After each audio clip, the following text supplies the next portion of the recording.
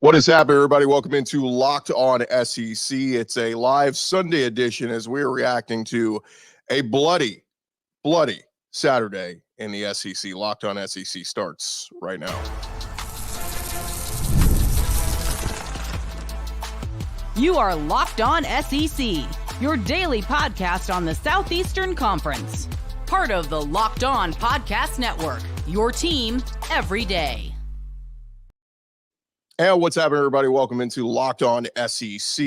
I am Chris Gordy. Thanks for making us your first listen every day. Shout out to Everydayers. We're free and available wherever you get your podcasts and on YouTube. Part of the Locked On Podcast Network, covering your team every day.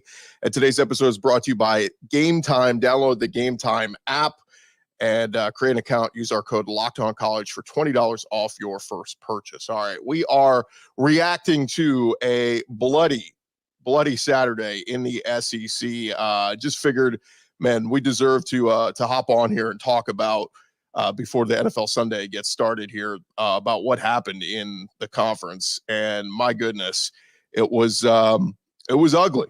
It was ugly. And first, in the day, it started off with Mizzou and Texas A&M, a game that I kept going back and forth on all week. I kept thinking, okay, maybe Mizzou, I kept saying this was a prove-it game for Mizzou. Like, this was, all right, Eli Drinkwitz and company, you've been an awesome team. You were awesome last year. You get the double-digit wins. You get the big bowl win over Ohio State. That was big, in the Cotton Bowl. And they came into the season, and you're like, all right, Mizzou, like, are you for real, though? Like, everybody was kind of saying are you a one-hit wonder? And that was kind of the question for both Ole Miss and Missouri this year. And, this was the first road game of the season from Mizzou. And they were heavy home favorites against Boston College, and they won close. They were favorites against Vanderbilt. That game went to overtime. And so we were kind of wondering, okay, Mizzou, are you for real here? And my God, I mean, from the get-go, A&M just jumped out on them. What was it, 24-0 at halftime? It was ugly. And I think the big surprise was Connor Wegman being back at quarterback. All week it kind of seemed like Marcel Reed was going to be the guy, but Wegman gets back and he played well. And that offense hums under Wegman. And then, Le'Veon Moss, who's probably one of the more underrated running backs in the SEC, 138 rushing yards from him, 3 rushing touchdowns. And then on the flip side, defensively, Mizzou just never got comfortable. I mean, Brady Cook was 13 of 31 on the day for 186 yards. Mizzou ran the ball 30 times for 68 net rushing yards. Luther Burden finished with 82 yards receiving, but I mean, he had to work for every one of those, catches that he got. I mean, it was ugly. So that was kind of the first shocker of the day. That it wasn't that A&M won, because they were sitting as a favorite much of the week. So it wasn't a shocker that A&M won big, or that A&M won. It was that they won big. I mean, absolutely 41-10. Absolutely crazy in that one. And then, we get into the afternoon games as those start kind of playing out here. And we started to see, okay, Vanderbilt gets the ball against Alabama and they go right down the field and score on them. You're like, okay, Vandy came to play. And I said it all week. And we had Jordan Rogers on the show on Friday. And I asked him, or I kind of said, like, Diego Pavia and this team, like, they can give teams problems. And he kind of was like, yeah, but look, you're giving my Vandy Commodores a little bit too much credit. And I think his words were, this is going to get ugly. I think that's what most people thought. Bama, with the big win over Georgia last week, that they were going to come out and, impose their will and just look like the better team. By the way, we are live, so if you guys want to chime in here and comment on YouTube, feel free. David says, Rebs get it done. Yeah, we'll get to the Rebs here in just a second. They did. It was not pretty. In fact, for Ole Miss, had you said, put it this way, had you told me Saturday morning, South Carolina is going to hold Ole Miss to 27 points, I would have thought South Carolina's in this. They got a chance to win. I did not see, with Lenore Sellers back, with Rocket Sanders back, them being held to 3 points, the Gamecocks. But we'll get more into them in a little bit. But back to Vandy, Bama, Vandy goes right down the field and scores. And then they get the pick 6 on Jalen Milroe. And that was like, whoa, like what's happening here? And then Bama gets the ball. Vandy misses the extra point. I kept thinking, God, is that going to come back into play? Like, is that going to hurt them? And Bama goes right down the field, 7 plays, 75 yards, and it's 13-7 Vandy, but Bama's right back in this. And you're like, all right, well, this is where Bama starts to pull away. And then Vandy goes on another touchdown drive, and it's 20-7. And then Bama goes 3-and-out punts. Vandy then goes on a field goal drive, and it's 23-7. Well, then Bama gets the touchdown drive to make it 23-14. Vandy kind of gets in the field goal range, and then it was a false start, backs them up, and they have to punt. And so if you're Bama, you're like, all right, look, that was a win. We're down 9. It's 23-14 at the half. Bama comes out, gets the ball out of halftime. They return the ball to like midfield, and then they go 5 plays, 53 yards, boom. 23-21 Vandy, and Bama is right back in this thing. I mean, they're only down 2. And so you're thinking, all right, this is it. This is where Bama's going to impose their will, because Vandy then goes on 9 plays, 25 yards, and then they punt. But then credit Clark Lee and the Vandy defense. Bama goes 3-and-out punts, and then Vandy goes on another touchdown run, and it's 30-21. It just felt like every time you felt like Bama, oh, here comes Bama, they did something to shoot themselves in the foot, whether it was a bad penalty, whether it was just, an offensive play that went awry. It was just, they could not get anything going. The big shocker to me is they could not run the football. Like Jam Miller, five carries, 45 yards, did have 2 rushing touchdowns, but Justice Haynes, 6 carries for just 23 yards. And Jalen Milroe had a rushing touchdown, but man, 7 carries for just 10 yards. 21 carries for 84 net rushing yards for Bama. That's how often has that happened in the last 15, 20 years? That Bama's run game is just held completely in check. It doesn't happen often, man. It doesn't happen often. And so that to me was kind of one of the keys to victory for Vandy. Like, look, they're going to hit some big pass plays. And Ryan Williams, as great as he is, man, he has that 58-yarder with the touchdown, but 3 catches for 82 yards. I almost consider that a win if you're Vandy. Like, if you held Ryan Williams under 100 yards, then you did your job. But I mean, look, CJ Dupree had a nice big catch. Jeremy Bernard so Bama had some chunk plays in there, but the Bama defense, man, they could not adapt. And this is where you really got to tip your cap to Tim Beck and Jerry Kill. I think those are like with the combination of Diego Pavia coming over from New Mexico State with them, that is like the big win of the offseason. I mean, that's to me, that's like, we talk about, and we might have to do this, like a ranking of the best transfers in recent years in college football. Obviously, Joe Burrow is going to be at the top of that list. But we'll have to see how the season plays out for Vandy. But you got to say Diego Pavia is like somewhere up there on that list. Diego Pavia is, I mean, like, he has instantly made Vanderbilt from a bottom dweller, like expected to finish dead last in the conference, to I don't want to say a contender, because they played their butts off against Alabama, beat the number 1 team in the country. That was impressive.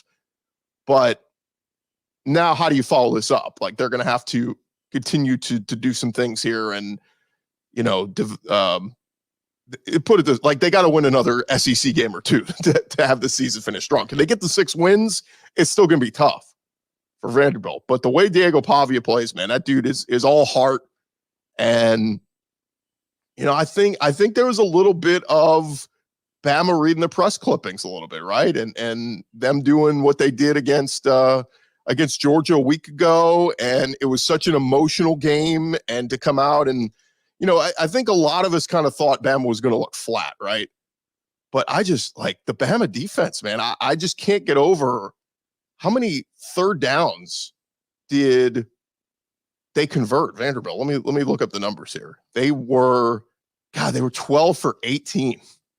12 for 18 on third downs, 1 for 1 on fourth down. That's a recipe for disaster. if you're Alabama. And I think Bama's got some decent players on defense. But God, I mean, they're going to have to step up. And then you had Malachi Moore at the end, kicking the football and letting his frustrations out, and probably how a lot of Bama fans felt at the end of that game. But man, to me, that's an all-timer. That's an all-timer. I mean, you talk about the history that's involved with that one. The knocking on, like, this wasn't just Vandy beat Bama. This was Vandy beat number 1 Alabama. Like, Bama just had all the momentum in the world and moved to number 1 in the country. And that's one that's going to sting for a long time. And I can't wait to watch Paul Feinbaum on Monday morning, hear some of the Monday afternoon, and hear some of the Bama callers on that show, because the narrative last week was no drop off. Like, the Bama dynasty is still very much alive. And yes, we lost Nick Saban, but Kalen DeBoer was one of the best coaches available, and we got him. And this thing is going to keep humming. And I think what we're finding is, no, it's not. Like, there are holes in the boat here. And look, I expect Bama to, like, they're going to put everything they have into bouncing back and give it their best effort moving forward. But look at this next stretch for Bama. Like, they got to play South Carolina. Now they get them in Tuscaloosa. And I get it. They just scored 3 points against Ole Miss. So, you're probably getting them at the right time. But then you're going to go at Tennessee. Well, I know they just took their first L, but that's going to be a brutal place to play. They ain't got to play Mizzou. You get them in Tuscaloosa, but still, that's been they just got embarrassed. They're going to look to bounce back here these next couple weeks. And then you got to go to LSU, which is always a dogfight for Bama. And then look at your last 2. You got to go on the road at Oklahoma, which is much improved with Michael Hawkins taking over at quarterback. And then you get the Iron Bowl, which is always weird and sometimes wonky, and weird things happen. So, like, if I had to pick, I think there's another loss coming on Bama's schedule, but still 10-2 gets you into the playoff, right? You probably don't go to Atlanta at 10-2, although I don't know, everybody's taking L's now. Texas is the only undefeated team. But I kind of thought that when we did our season predictions, it kind of felt like they were not being undefeated. I thought if anybody could go undefeated in the SEC this year, it was Georgia. And they would have had to beat Alabama a week ago, came up just short. But I think the reality is we're going to have 2 one-loss teams in Atlanta, most likely. Or maybe it's a 1-loss team and 2. Like, can you imagine, like, everybody in the conference, one team of all 6 out of the 16 has 1 loss and everybody else has 2 losses or more? This is why we love the SEC. It eats itself up. And it takes its toll. All right, let's get into a little bit on Ole Miss, South Carolina. This one, I thought, like we said, it felt like this had to be the bounce back week for Ole Miss after the ugly loss against Kentucky a week ago. And I thought they did a good job of coming out and kind of setting the tone, right? I mean, they come out, they go 3 and out. South Carolina, they go for the fake punt. And then Ole Miss capitalizes. 5 plays, 36 yards, a touchdown. And then South Carolina fumbles. Ole Miss scores again. It's 14-0. It just felt like right there that, all right, you got all the momentum in the world. I know you're playing at South Carolina, but the Gamecocks just could not do anything offensively. I mean, anything. It was ugly. Let's see. Midwest picker in here says, "Hotty toddy, Ole Miss defense is legit." Yeah, this defense is very much improved. Very much improved. What do you say? Juice fumbled going into the end zone. Game should have been 43. It was a bad undisciplined penalty. Yeah, to me, I'm still a little bit worried about Ole Miss's run game. Like, put it this way. They struggled to run the football against Kentucky a week ago, and I know Henry Parrish got banged up, and they had Matt Jones in there. Like, Ole Miss is really missing Quinshon Judkins. And I hate to keep ripping up that wound, but like I said it before the season, if Ole Miss had brought back Quinshon Judkins, I would have had them as a lock as a preseason top 5 team. And I think they might be undefeated right now. Because Quinshon was that good at running the football, man. Like, he just added another dynamic. And Parrish has been okay. Like, you look at his numbers, and yeah, he has just 81 rushing yards yesterday and the touchdown. But he's among the top rushers in the conference. It's not the same though. Like Quinshawn was dominant, a dominant runner, and they're just not getting that from Henry Parrish. And so, again, like 27 points is fine, but this is an Ole Miss offense that the first few weeks was priding itself in scoring, 50 points a week. And now they're, now they're just, if this is who they are and they're just going to have to try to gut out wins with this offense, so be it. But, I mean, you got to, this week for Ole Miss gets super tough. You got to go into Baton Rouge, a place you have not won since 2008, and find a way to win. Lane Kiffin has not done it in Baton Rouge yet. David says Ole Miss still running vanilla plays. Book hasn't been cracked yet. Offensive line still banged up. Yeah, offensive line is, I mean, they're inconsistent, man. There are times when Jackson Dart drops back and you see that pocket and you go, man, that is a pretty pocket back there. And then there are times he drops back and you're like, what in the hell is going on here? Like, he's got pressure. I mean, the Kentucky game was crazy. Like, as soon as he dropped back, he had pressure in his face every single play, it felt like. So, again, if you're Ole Miss, you're happy that you got the win, but it wasn't pretty. But now you got one of your biggest games of the season coming up next. And I said it before the season. I said, if Ole Miss's toughest games, at least at the time, I thought were at LSU and home for Georgia. And I said, if they lose both of those, you're 10-2 and you're in the playoff. Well, now there's no room for error. You have to win one of these next two, or not next two, but you get what I'm saying. Ole Miss has to either win at LSU or win home against Georgia. And if I'm putting odds on which one would be more likely, your more likely one is winning at LSU because of LSU's defense. And I think Ole Miss's MO this week is going to be to get into a shootout like it was last year, right? I mean, Jaden Daniels did whatever he wanted, but that big fumble that he had, earlier in the game last year, like, it felt like whichever defense gets a stop first was going to win, was going to be get the win for in the LSU Ole Miss game last year. And Ole Miss's defense did, they did get a stop or two, but their offense, LSU could not get a stop at all on Ole Miss's offense. Now this year, Ole Miss's defense is improved. They're much better. I think the offense isn't as good as last year's, but can they go score at LSU's defense? Yeah, I still think LSU's defense has a lot of holes and a lot of issues. So, what does that crowd look like? And this is where we could do a whole show on SEC road environments and the difference they make. I know Vandy played that clip of Nick Saban saying the only place that's easy to win is at Vandy. Well, again, Alabama. Does Alabama win that game yesterday if they're playing in Tuscaloosa? I don't think the road environment was that bad because it was like 70% Alabama fans in there.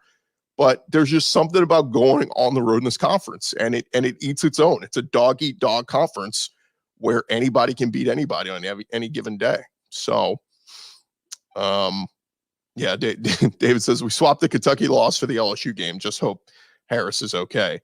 Yeah, it's you're gonna have to get stops defensively. Garrett Nussmeier's flinging the ball around. It looked like LSU had kind of found their groove with their run game with Caden Durham. He got banged up in that game in the South Alabama game before their bye week, but they said he should be okay.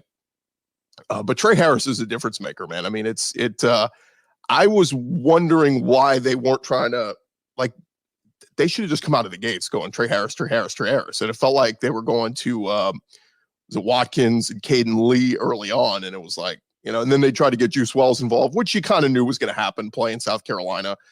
Yeah, it just, you knew that they were going to try to get Juice Wells going back in his whole old stomping grounds. All right, real quick here, guys. Here on Locked On SEC, part of Locked On Podcast Network, covering your team every day. I want to remind you guys, today's episode is brought to you by our friends over at LinkedIn Jobs. When you're hiring for your small business, you want to find quality professionals that are right for your role. That's why you got to go check out LinkedIn Jobs. LinkedIn has the tools to help you find the right professionals for your team faster and for free.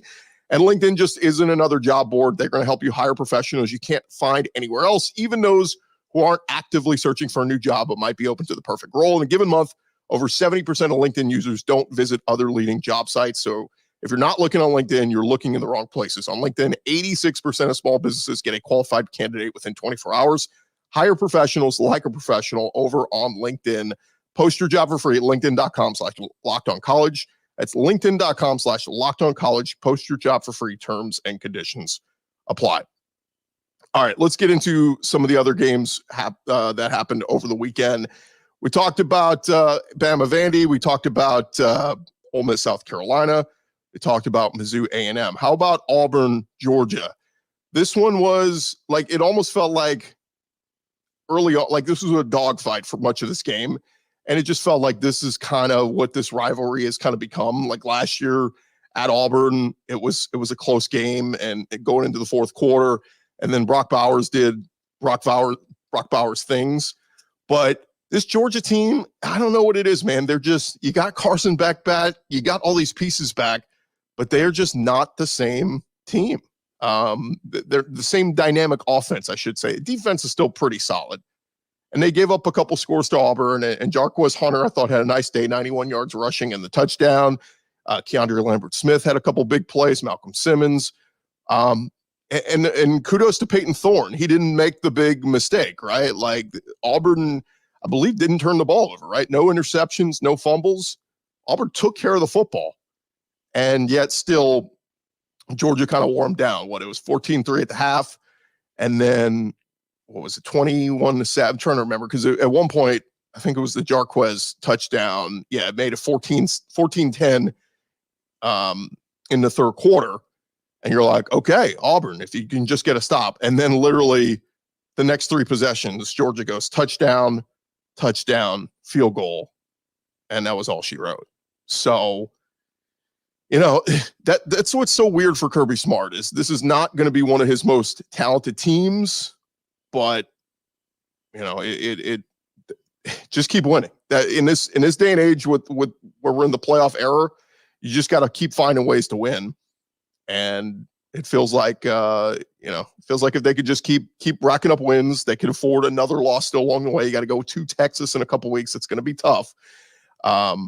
Yeah, David said Georgia's still coming out slow, it seems like. I don't know why that is. Like, maybe it's – look, I'm not the biggest Mike Bobo fan out there. I know a lot of people aren't. I mean, you know, like the guy's been at a million different SEC schools as a coach, but – it just does feel like, I don't know, like I know you're missing Brock Bowers. I know you're missing Ladd McConkey. I don't know what it is.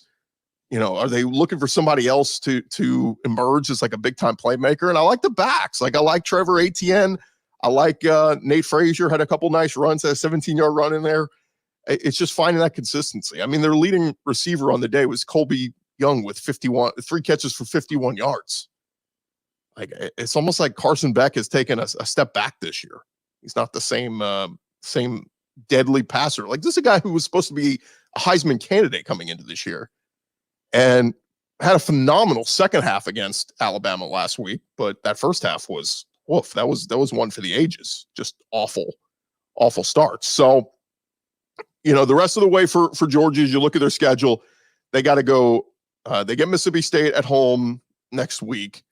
And then it's at Texas on the 19th. And then after that, it's the rivalry game against Florida. It's at Ole Miss, and it's home for Tennessee.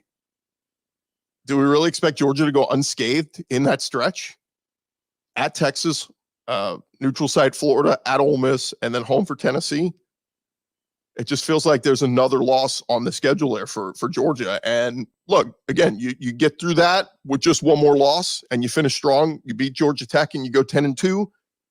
Again, who knows? Like we keep saying, we expect, you know, whoever gets to Atlanta to be, you know, to the two best teams in the conference.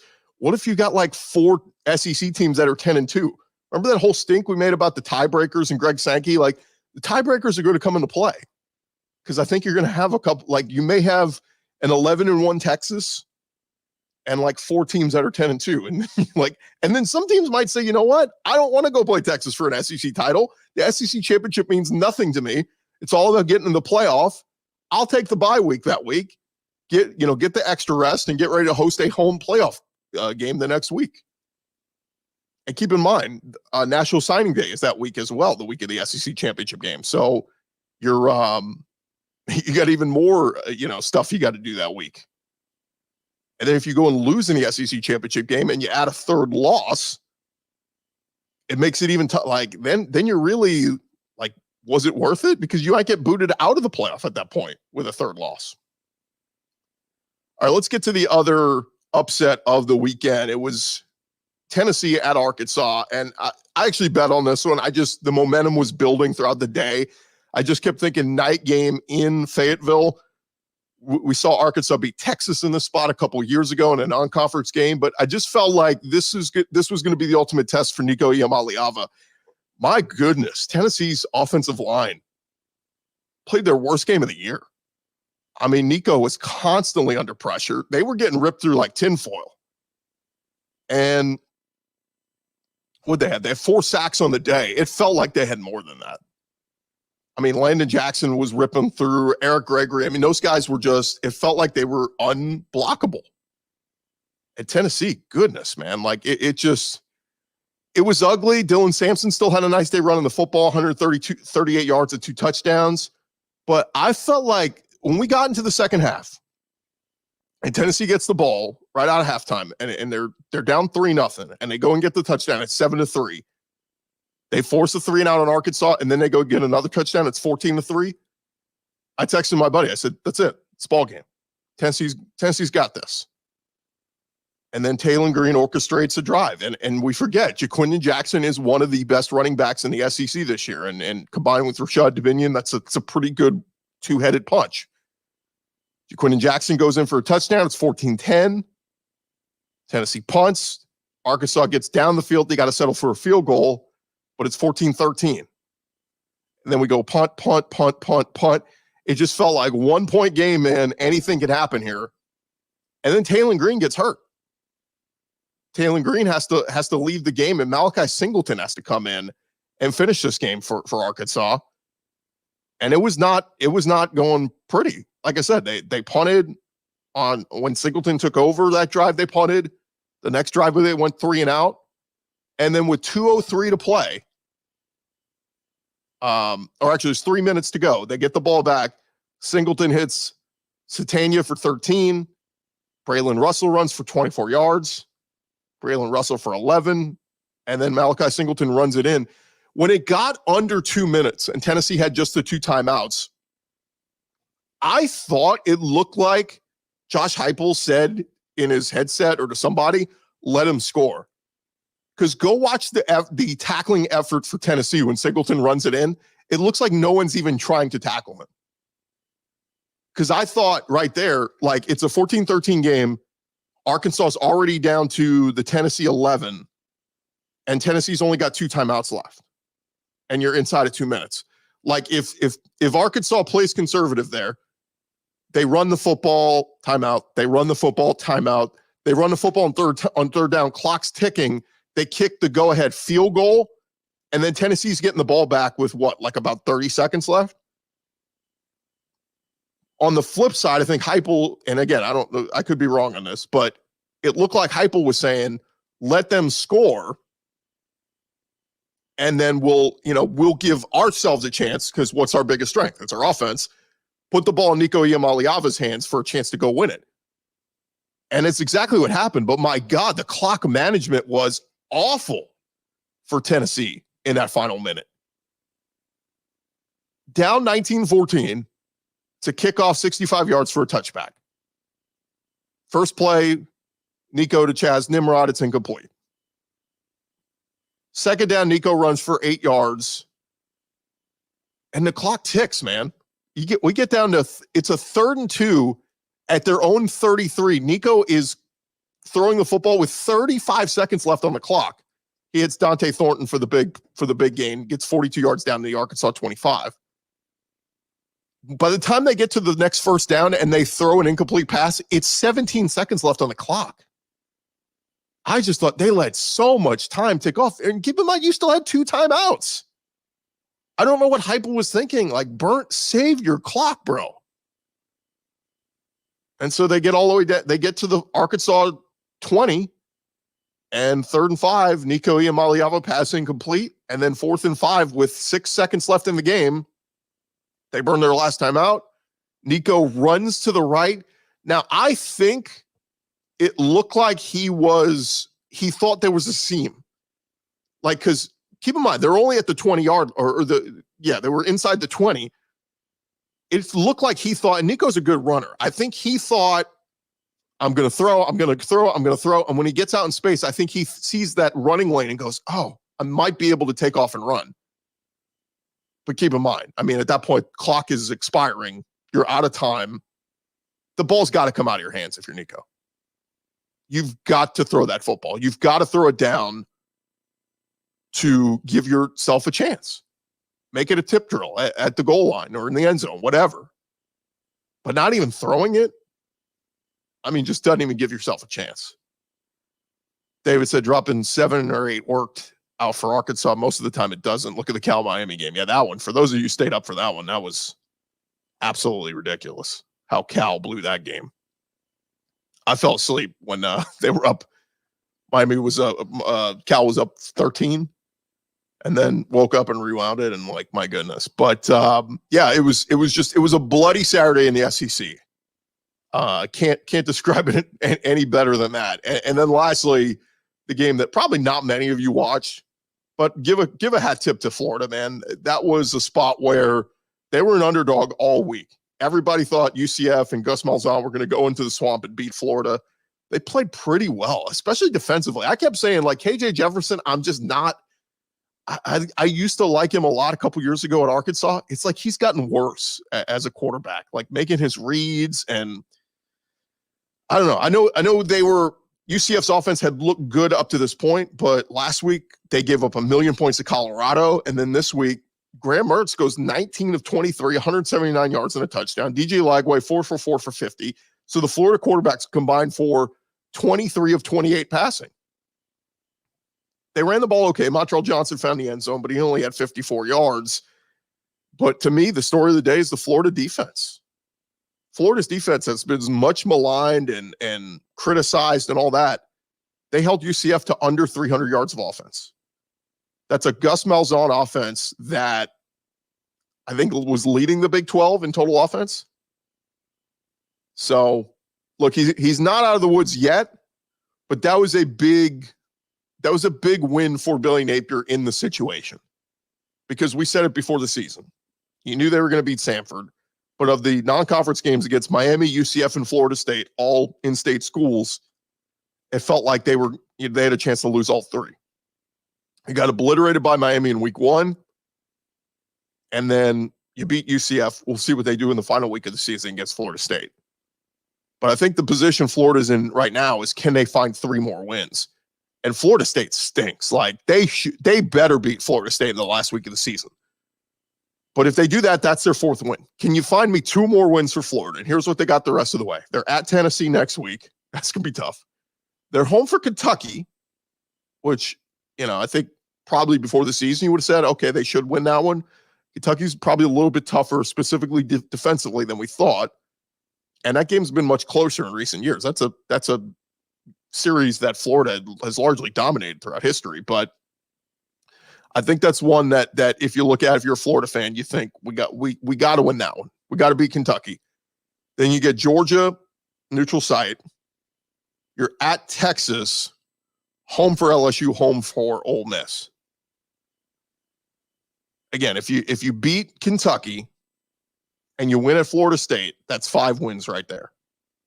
You're going to have to pull off an upset in one of the other ones, whether it's at Tennessee versus Georgia and Jacksonville, at Texas, home for LSU, home for Ole Miss. I don't know. Can they do it? I mean, it's possible, but and then again, 5 and 7, but you're competitive. Does that buy Billy Napier another year? I've asked some Florida people on it. They're split on it. I mean, there's a contingent that says, I don't care what he finishes with. Let's get rid of him. But David said, maybe this will quiet the lane to Florida because Napier keeps his job for another week. Yeah, it was looking that way last week, right? I mean, like, Ole Miss, loses to Kentucky in that fashion. I think they kind of felt, put it this way, if Lane loses 2 more games at Ole Miss, I don't think they will, but let's just say they lose 2 more games. Yeah, those rumblings will heat up again, particularly because I think Napier is going to lose.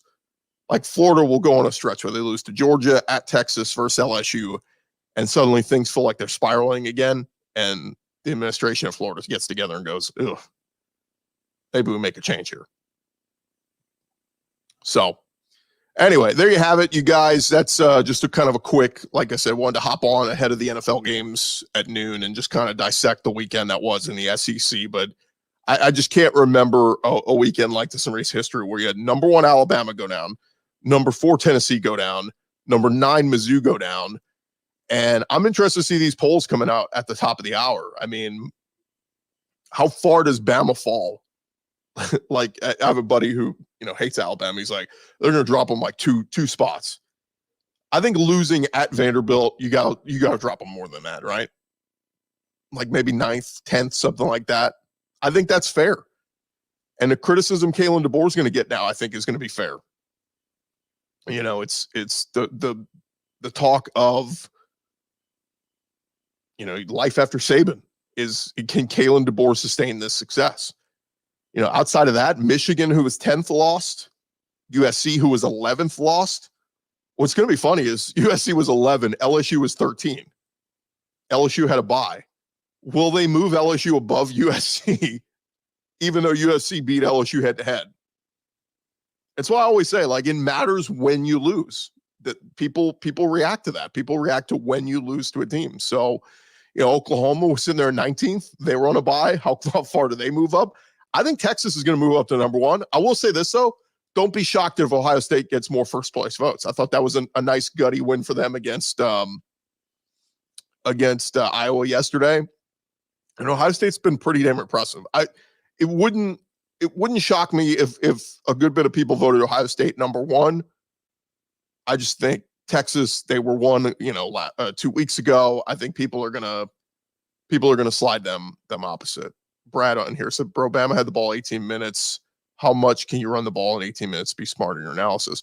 Yeah, look, that's the bottom line, is Alabama didn't have the ball very much at all. And when they scored, it was like the quick strikes, right? It was, or the big chunk plays that they got with the receivers. But that's the whole point, Brad, is like Bama couldn't run the football consistently, thus they couldn't sustain drives. Thus Vanderbilt dominated time of possession. But I'm worried about that Bama defense, man. I mean, you let a team go 12 of 18 for you on third downs. I don't think that ever happened in the Nick Saban era at Alabama, ever. Did any team ever go? I mean, like, third down was always the money down for Bama. Get off the field. And then the 6 penalties, 42 minutes to 17:52 for Bama with the ball. Just, awful. But anyway, we'll get the polls coming out here in just a little bit. David said, Rebs climbing up again in the polls. Yeah, it's funny. They take the loss last week. They dropped 6 spots. Where were they? 6 down to 12. Ole Miss will be back in the top 10. This will be interesting, though. Like, if I were just doing my poll, and I'm just doing this off the cuff here, I'd probably go Texas 1, Ohio State 2. Georgia was 5 last week. Oregon's undefeated. Penn State's undefeated. Miami's undefeated. Do you jump any of them ahead of Georgia, or do you put Georgia up at 3? Oregon's not been impressive. Penn State's looked pretty good. Miami is, look, they're undefeated, but God, did they play with fire the last 2 games. So it'll be very interesting to see who they put in that order. I'd go Texas 1, Ohio State 2. I probably would jump Oregon up to 3. Maybe I go Georgia 4, Penn State 5, Miami 6. And then maybe I move Ole Miss to 7. Do I move Clemson up? That was a nice dominant win over Florida State. BYU's 5-0. I don't know, man. There's a lot of different ways you can do that. And who from the bottom do you move up? Like Texas A&M dominated the number 9 team in the country. They were number 25. They should jump into the top 20. And then, like I said, Oklahoma and LSU were sitting idle. How far do they move up just being idle and not having played? Be interested to see when those rankings come out. All right. Thank you guys for making Locked On SEC your first listen every day. Remember to subscribe and check us out. We'll be dropping our winners and losers of the weekend coming on tomorrow's show. Make sure you're subscribed on YouTube and the audio version. Spotify, Apple iTunes, all the different places you find the show. We are Locked On SEC. Thanks for checking us out. We'll talk to you guys tomorrow.